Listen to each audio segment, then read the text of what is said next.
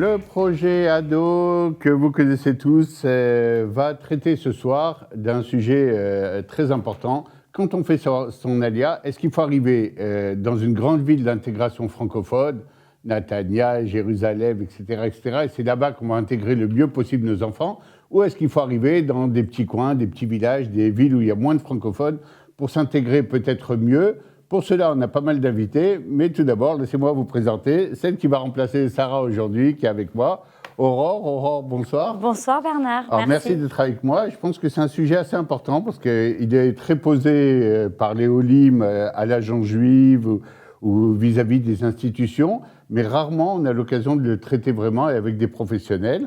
Vous allez voir qu'on a des invités qui représentent les petites villes, on en a qui représentent les grandes villes francophones, et on a aussi quelqu'un de l'agence juive, le directeur de l'agence juive à Paris, qui nous donnera aussi son avis sur tout ça. Alors, toi, tu es montée, Aurore, aussi avec tes enfants, etc. C'est vraiment un choix, tu trouves, l'endroit où on va débarquer. Toi, tu as choisi comment ?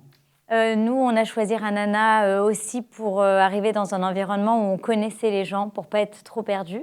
D'accord. Mais je comprends que la situation géographique pour les adolescents, quand on arrive avec eux, ça soit un choix très important dans le choix de la ville. C'est un choix très important. C'est par exemple que souvent, quand on choisit une grande ville où il y a beaucoup de francophones, Ranana, Netanya, alors les enfants sont contents aussi parce que des fois ils connaissent même des vacances. Mais très rapidement, ils vont s'apercevoir que s'il y a un gros attrait dans le fait d'avoir des jeunes francophones aussi dans ton école, ça va aussi te poser un problème dans l'acquisition de la langue en premier. Et ce problème, il risque de perdurer si tu ne trouves pas très vite les solutions pour t'en sortir. Alors, pour ça, on va commencer ce soir, on va commencer par contacter la fille qui est responsable de l'intégration dans le Gush Etzion. Le Gush Etzion, c'est des petits villages, etc., qui sont au sud de Jérusalem.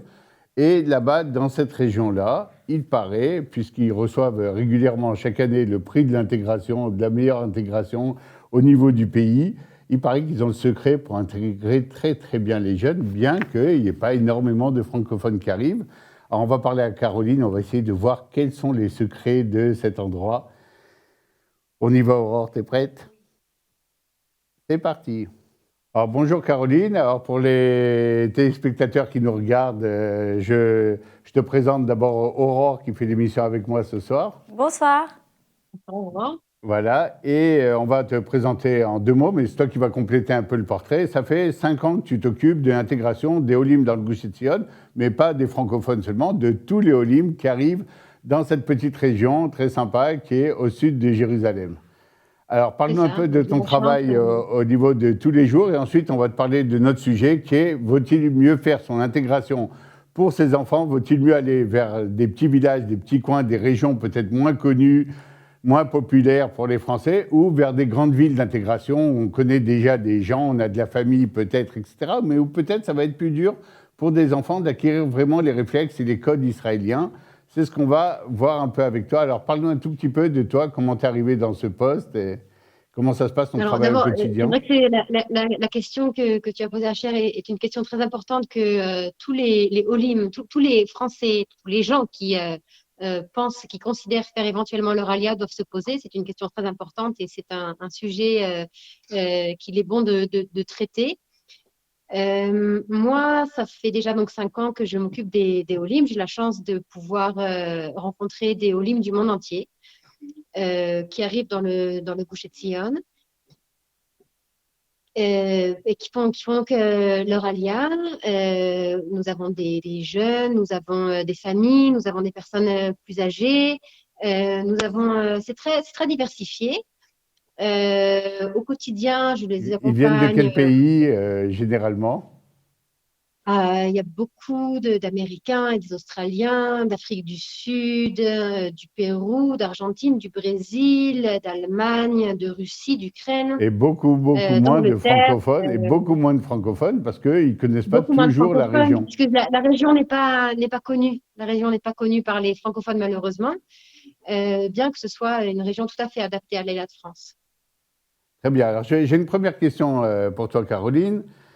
Quels sont les avantages un peu pour des Olim d'arriver dans un endroit justement un peu moins connu, avec une concentration francophone beaucoup moins importante qu'à Netanya, à Ra'anana, à Tel Aviv, aujourd'hui qui est devenu un pôle, ou à Jérusalem?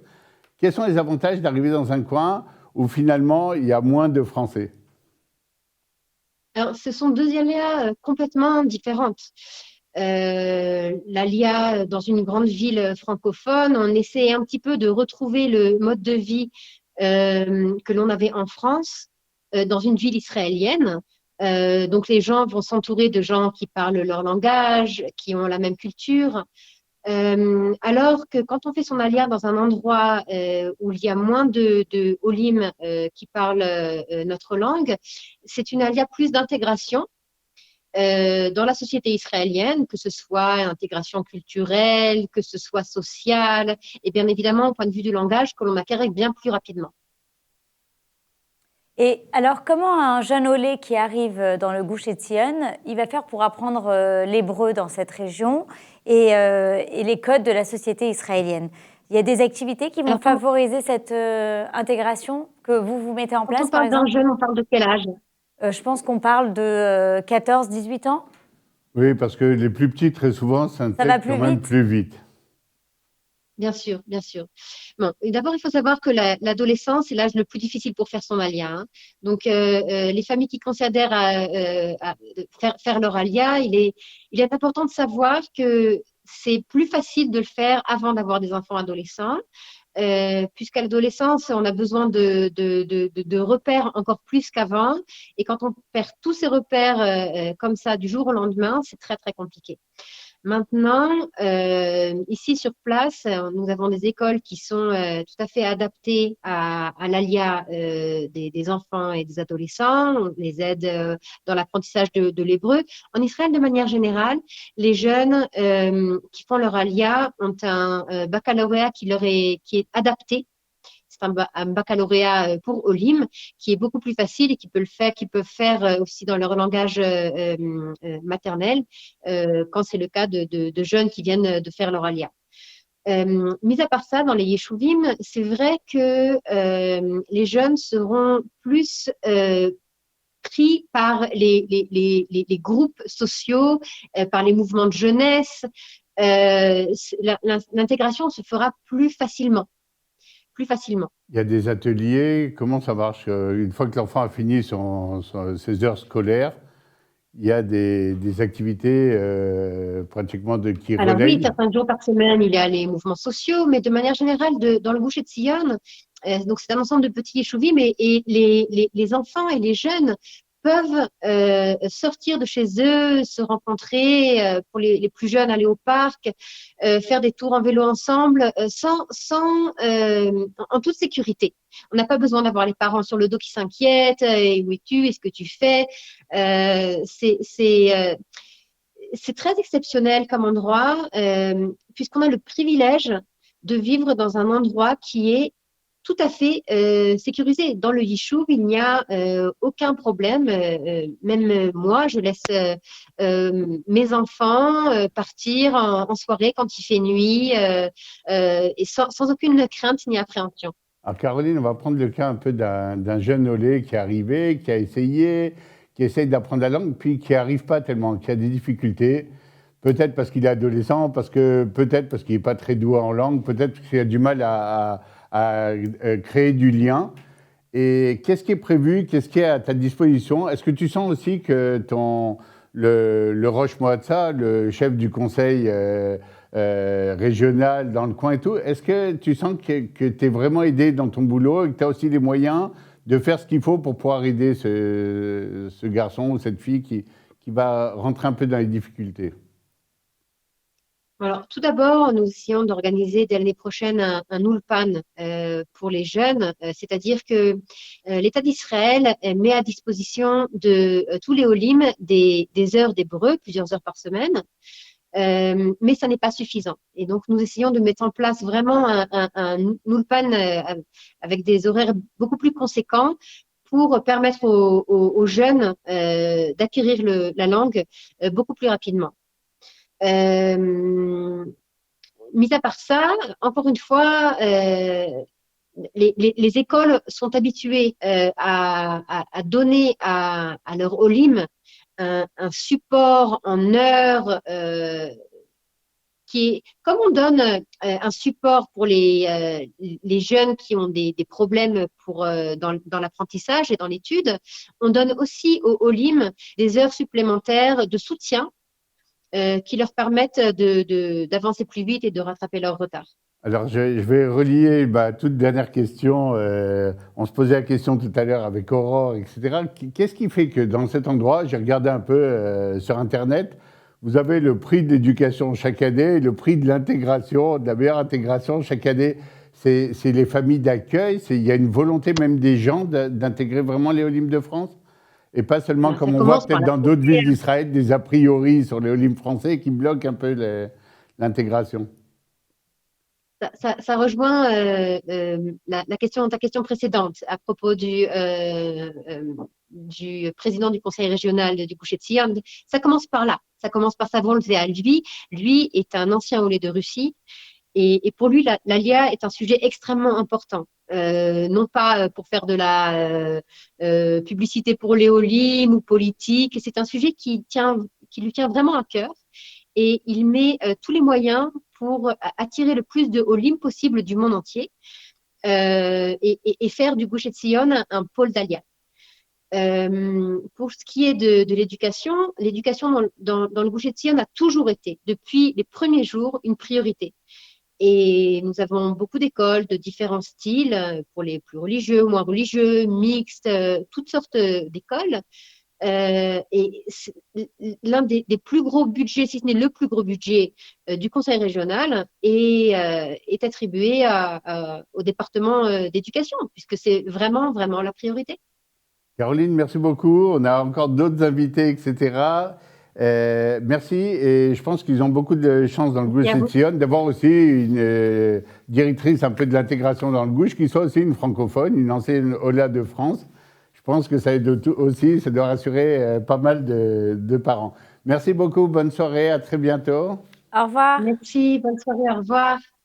Alors, qu'est-ce que tu penses de Caroline? Caroline a l'air super. Je pense que déjà, quand les parents font le choix d'aller dans le Gush Etzion, il y a une vraie volonté d'intégration. Et je pense que c'est ça aussi qui doit changer la donne. Moi aussi, je pense que tu as assez raison. Il y a aussi la mentalité des parents. Et elle a dit un truc intéressant, c'est est-ce que tu as envie de continuer à vivre comme en France?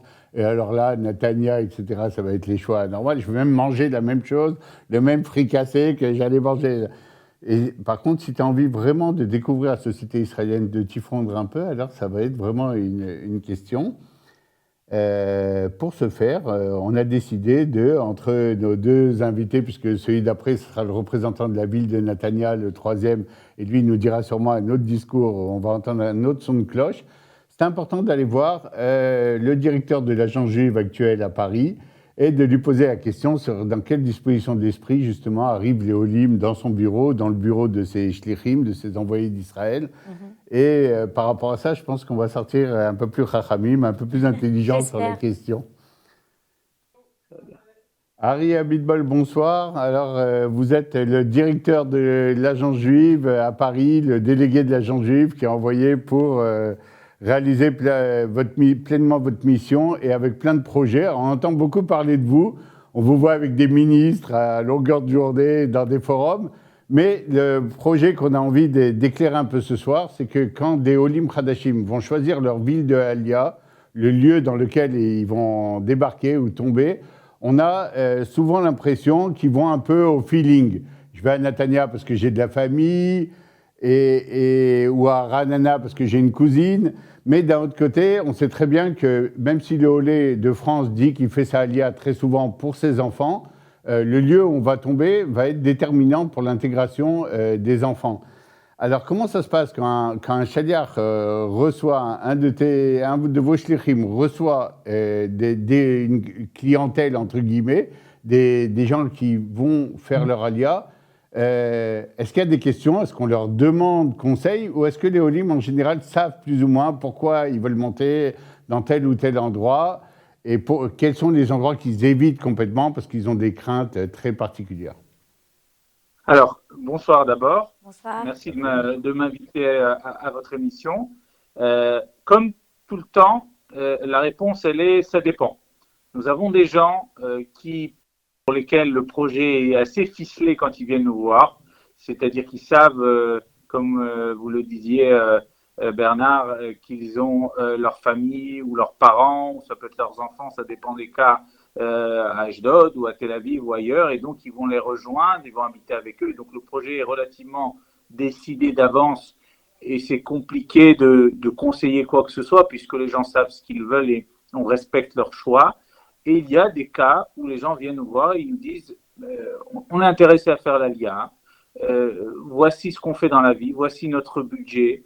Et on les aide à réfléchir quel serait le meilleur endroit, la meilleure possibilité de vie. Mais je pense que, si je peux me permettre, la décision, elle se prend peut-être parfois en amont dans le cadre des salons de l'Alia. C'est-à-dire que quand nous avons un salon, très souvent les villes viennent et c'est pour ça que nous encourageons vraiment les villes à venir.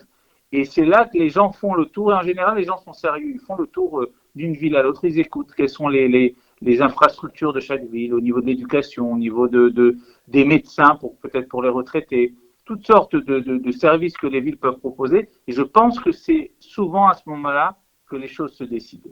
Alors, est-ce que quand une famille elle vient vous voir avec des adolescents, puisque c'est vraiment le sujet d'aujourd'hui, ils sont un peu perdus aussi quant au choix des écoles, quant au choix du parcours, mettre son enfant dans une école française, mettre son enfant dans une école israélienne, pardon, ou est-ce que sur ce sujet aussi, ils sont déjà décidés et ils savent où ils vont? Alors c'est un sujet, vous avez raison de poser cette question, c'est un sujet sur lequel ils sont déjà beaucoup moins, ils sont beaucoup plus indécis. Hein, ils viennent, c'est-à-dire que très souvent ils ont choisi la ville, mais sur le choix de l'école, c'est quelque chose sur lequel on va rentrer beaucoup plus dans le processus avec eux. Alors parfois ils ont entendu parler de telle ou telle école, d'amis ou de famille, mais ils savent pas tout le temps si ça correspond à leurs enfants et c'est là qu'on intervient. Quand je dis nous, c'est à la fois le délégué de l'agent juge, mais c'est aussi ce qu'on appelle le projecteur, c'est-à-dire le coordinateur de la ville qu'on va mettre en contact, en relation directement avec la famille et qui va essayer de faire un point sur le niveau scolaire de l'enfant, sur le niveau religieux de la famille, sur le quartier dans lequel la famille compte habiter et en fonction de ça, essayer de leur conseiller le meilleur choix d'école. Mais c'est vrai que c'est un sujet sur lequel les gens ont moins de certitude que la ville. C'est un sujet d'autant plus délicat qu'on sait, par exemple, on connaît le grand dilemme des Olim Hadashim. Je veux aller dans une école où il y a beaucoup de Olim Hadashim, comme ça j'aurai toutes mes heures d'Ulpan. Mais d'un autre côté, tu as tes heures d'Ulpan, mais vu que tous tes copains sont français, tu risques de te retrouver à parler français malgré tout et à ne pas progresser en hébreu. Vous les guidez aussi à ce niveau-là? Tout à fait, tout à fait. C'est une question qui se pose. Alors, j'aimerais bien, Bernard, dans un monde idéal, que les parents sachent déjà en arrivant qu'il y a des heures d'Ulpan et qu'elles dépendent du nombre d'élèves. Malheureusement, c'est un sujet qu'ils découvrent et pas de notre faute parce qu'on essaie d'en parler, mais c'est pas un sujet sur lequel ils percutent au départ. C'est un sujet qu'ils apprennent bien plus tard, malheureusement. Mais je pense que surtout, là, le questionnement, c'est de savoir est-ce qu'on rentre des enfants dans une école où il y a beaucoup de francophones ou dans une école où il y a moins de francophones. Je vais vous dire, je ne suis pas un spécialiste comme vous, Bernard, du sujet de l'éducation, mais je pense que très souvent, ça dépend de la mentalité de la famille et de ce qu'on essaie d'inculquer à l'enfant. Si on lui dit, va dans l'école, essaye de t'intégrer, tente de parler en hébreu, débrouille-toi, ou si on essaie de l'amener dans un endroit où on veut lui assurer une certaine sécurité en lui disant parle aux francophones, je t'ai trouvé le copain de la voisine, je t'ai trouvé un cousin, je t'ai trouvé quelqu'un, et tu parles en français. Donc je pense qu'aussi ça dépend aussi c'est pas tant le nombre de francophones qu'il y a à l'école ou pas. Je vais vous raconter une histoire personnelle. Moi, je suis revenu de ma première mission à Paris. Alors celle-ci, je la fais seule et je fais des allers-retours pour voir ma famille. Mais la première, j'avais mes enfants avec moi. Et mes enfants qui, de l'âge de 3 ans à 6 ans, étaient à Paris, sont arrivés à l'école. Et nous, on leur a dit, vous rentrez à l'école, vous parlez en hébreu directement. Bon, on leur parlait un petit peu en hébreu, mais c'était compliqué, ils étaient encore petits. Et mon fils est rentré dans l'école et le Rav a posé une question. La première question du premier cours de la Kita Aleph, c'est-à-dire du CP, mon fils n'a pas compris la question, mais il a levé la main tout de suite pour répondre à la question. C'est une question d'une certaine manière de vouloir s'intégrer dans le cadre de la... Je me permets de vous couper. Un enfant à 3 ans et un enfant à 16 ans, c'est pas la même. Tout à fait, non, tout à fait. Même D'abord, s'il il a faut envie de 3 ans. s'intégrer, même si parfois un adolescent, il y en a qui viennent avec l'envie, parfois c'est difficile, déjà quand on arrive à 16 ans, d'intégrer un nouveau pays, une nouvelle école, des nouveaux copains. Alors c'est sûr que c'est pas un peu facile de montrer du doigt les copains français et de dire surtout ne leur parle pas et intègre-toi. Et on a besoin des deux. Non, non, je ne pense pas qu'il faut. Non, d'abord, je donnais un exemple personnel sur lequel je veux dire que parfois l'enfant a cette force en lui qui est d'aller chercher, d'aller au contact. Mais c'est vrai que ce n'est pas le cas de tous les jeunes. Et je ferai la différence dans l'exemple que vous avez donné entre un adolescent et un enfant. Moi, je suis personnellement, mais c'est mon avis, on peut être d'accord ou ne pas être d'accord, je pense qu'un jeune qui arrive à partir de la classe de la seconde doit aller dans un cadre francophone ou de lycée français ou de lycée où on va, dans le cadre de Nahalé, lui faire un bac pour Olim et ne pas tenter l'expérience de rentrer directement dans un lycée israélien, ce qui sera extrêmement compliqué à rattraper tout ce qui est passé. Donc je pense que limite, on a moins de problèmes avec les petits, on a moins, à mon avis, moins de problèmes avec les adolescents parce qu'il y a des cadres aujourd'hui, des très bons cadres, les Mikvé Israël et d'autres lycées, je ne vais pas faire d'appui pour tous les lycées, mais en tout cas de très bons lycées qui leur permettent de s'intégrer. Je pense que le vrai problème, vous avez raison, c'est les jeunes entre 11 et 14 ans qui arrivent, qui sont obligés d'entrer dans un cadre israélien, qui sont au début de leur adolescence. Et là, vous avez tout à fait raison. Henri, j'ai une dernière question par rapport à ça. Moi, je suis toujours surpris par le décalage. Vraiment, quand on rencontre des Olim dans les salons, comme vous le dites, on a ce discours-là de « je veux faire la Aliyah pour mes enfants, qu'ils puissent rester juifs, religieux, et qu'ils n'aient pas peur, etc. » Mais, vous le savez, ça arrive souvent à l'agent juif, quand vous préparez une soirée sur comment gérer votre argent en Israël, vous risquez d'avoir 200 personnes. Et comment préparer vos enfants à l'Aliyah, vous allez avoir 4 personnes. Comment vous expliquez ce décalage intéressant, comme si on voulait « ne me rajoute pas encore des problèmes, je verrai sur place ». C'est une question de mentalité. C'est une question difficile parce que je ne veux pas froisser la communauté juive de France. Je vais regarder le bien dans cela. Je pense qu'ils réfléchissent, je leur dis souvent aux gens, ne réfléchissez pas quand on pense à l'Aliyah uniquement avec le cœur. Le cœur, c'est ce qui vous amène à prendre la décision. Mais une fois qu'on a pris la décision de faire l'Aliyah, il faut travailler avec la tête. Et travailler avec la tête, c'est se préparer comme il faut. C'est venir à tous les sujets. Et j'aimerais être aussi optimiste que vous, Bernard, que 200 Olim viennent à comment gérer le budget, parce que malheureusement, même sur le sujet du budget, les Olim ne viennent pas. C'est peut-être moins vrai aujourd'hui, ils ont peut-être un peu moins d'argent. Non, mais malheureusement, je pense que l'Aliyah de France, je vais vous dire, c'est pas difficile. Hein. Je vous donne un exemple, une donnée très importante. Aux États-Unis, l'ouverture d'un dossier avant Aliyah est entre 16 mois et 8 mois avant l'Aliyah. L'ouverture d'un dossier en France, en moyenne, est entre 6 à 7 mois avant l'Aliyah. C'est-à-dire que malheureusement, la préparation du Olé de France par rapport à son Aliyah est quelque chose qui est extrêmement difficile et c'est pas et je vous assure et non seulement ce qu'on fait et ce qu'on va faire dans les prochains mois parce on va énormément investir sur la préparation à l'Aliyah. Je le dis tout le temps, c'est très bien de faire tout ça, mais il faut que les francophones comprennent qu'une Aliyah, ça se prépare. Je ne peux pas changer la mentalité. Nous, en tant qu'agent juif, on peut mettre en place les outils pour les Olim, les futurs Olim, mais malheureusement, la mentalité, c'est quelque chose qu'on ne peut pas changer. Henri Abitbol, merci d'avoir été avec nous ce soir. Et on vous recontacte dès qu'on a un sujet où on a besoin de votre expertise et elle est relativement large. Merci beaucoup. Merci, bonne soirée. au revoir. Merci à vous. La suite. À bientôt. Alors maintenant, il nous reste à voir maintenant les gens des grandes villes d'intégration. On a choisi Fredo Pachter parce que d'abord il est connu, les gens le rencontrent dans le stand de Fredo Pachter, dans les salons de l'Aliyah, il y a 50 personnes. Quand certains stands attendent 1 ou 2 personnes, et c'est pas pour rien, c'est parce que Netanya est une ville qui attire énormément, on la connaît, mais d'un autre côté, on sait aussi les problématiques, et on va essayer de ne pas le ménager non plus sur ça, parce que quand tu reçois dans une grande ville d'intégration, la chance que les élèves ou les enfants se groupent entre francophones est énorme. Comment on résout ça? Quelles sont les solutions? Ça ne va pas être évident. On essaie d'avoir Fredo et on avance sur ça. Fredo Pachter, bonjour.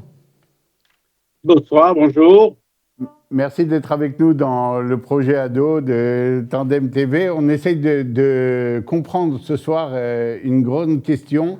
C'est dans quelle ville vaut-il mieux faire ça à l'IA pour être sûr que ses enfants vont s'intégrer, comprendre les codes israéliens, apprendre la langue. Et on a interrogé des gens de la Gengive, on a interrogé des gens de petits villages, de petits chouvim, de petits endroits. Et là, on attaque la ville francophone par excellence, puisque j'expliquais aux collègues qui sont là qu'au stand de Fredo Pachter, dans les salons de la Alia, il y a une 50aine de personnes qui attendent, qui font la queue, qui ne veulent pas laisser leur tour. Alors, quels sont, c'est ma première question, les avantages pour des Olim d'arriver dans une grande ville connue pour son nombre élevé de francophones? Est-ce qu'il y a des avantages qui sont clairs à arriver dans une ville avec plein de francophones? Bon, d'abord, la question que tu as posée au début, c'est la question à $1 million. Et est-ce qu'il faut faire une intégration ou une ségrégation? Et tout le monde se pose le problème, tout le monde se pose la question. Est-ce qu'il faut venir vraiment se tremper dans le bain israélien ou alors arriver dans une ville où il y a un programme d'intégration qui est programmé par le ministère de l'Intégration?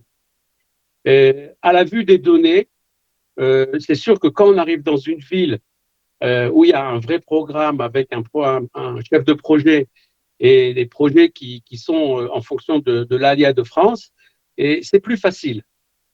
Ça ne veut pas dire que c'est mieux, mais c'est plus facile. Il n'y a pas de mieux ou de moins bien. Et tout est bon, d'abord. À la base, tout est bon. De venir en Israël, tout est bon. De n'importe quelle manière. Si c'est dans une ville où on est tout seul ou si c'est dans une ville où on est bien encadré. Le monter en Israël, c'est bien. Point. Maintenant, il y a deux façons. Ou à la dure, et alors on va et on apprend directement l'hébreu en se cassant les dents, ou alors on profite de tous les avantages que l'État d'Israël donne puisqu'on parle de l'éducation, essentiellement donc aux élèves. L'avantage d'arriver dans une grande ville d'intégration comme Tel Aviv, Jérusalem, Ranana, Natania, où il y a énormément d'élèves scolarisés, c'est que les avantages que donne le ministère de l'Éducation est en fonction du nombre d'élèves. Si vous arrivez tout seul dans une école, eh bien, proportionnellement, vous aurez un nombre de soutien et de suivi par rapport au nombre d'élèves. Donc, si vous avez un élève ou 10 élèves, les aides, elles sont multipliées par 10. Mais alors, quand un jeune olé, un adolescent arrive à Natania, comment il fait pour apprendre l'hébreu? Est-ce que ce n'est pas finalement cette aide qui est multipliée par 10 et donc qui multiplie aussi le nombre de Français à côté de lui par 10? Est-ce que ce n'est pas à double tranchant? Est-ce que du coup, le fait de rester en vase clos avec les Français, ce n'est pas plus difficile pour un olé Hadash? Comment il fait un olé Hadash adolescent pour apprendre l'hébreu et s'intégrer dans la société israélienne? Alors, absolument. Dans n'importe quelle méthode que vous exposerez, il y a des avantages et des inconvénients.